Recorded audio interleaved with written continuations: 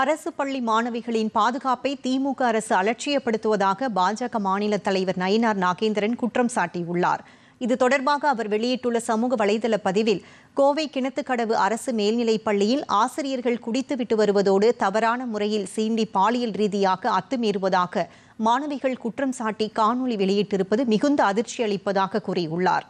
பள்ளியில் புகார் அளித்தால் எந்தவொரு நடவடிக்கையும் எடுக்காததோடு செய்முறை தேர்வு மதிப்பெண்ணையும் குறைத்து விடுவர் என்று மாணவிகள் காணொலியில் பேசுவது அரசு பள்ளிகளில் பாலியல் புகார்கள் எப்படி கையாளப்படுகின்றன என்பதை தெளிவாக வெளிப்படுத்துகிறது என்றும் நயினார் நாகேந்திரன் தெரிவித்துள்ளார். வேலையே பயிரை மேய்ந்தது போல அரசு பள்ளி ஆசிரியர்களே மாணவர்களிடம் பாலியல் ரீதியாக அத்துமீறும் சம்பவம் திமுக ஆட்சியில் தொடர்ந்து அதிகரித்து வருவது ஏன் என்று கேள்வி எழுப்பியுள்ள நயினார் நாகேந்திரன், மாணவிகள் தைரியமாக புகார் அளிக்கக்கூட திராவிட மாடல் ஆட்சியில் இடமில்லையா என்றும் வினவியுள்ளார். மாணவிகளின் பாதுகாப்பை மேம்படுத்தத்தக்க விசாரணை நடத்தி கிணத்துக்கடவு அரசு பள்ளி மாணவிகளுக்கு நீதி பெற்றுத் தர வேண்டும் என்றும் வலியுறுத்துவதாகவும் நயினார் நாகேந்திரன் தனது பதிவில் குறிப்பிட்டுள்ளார்.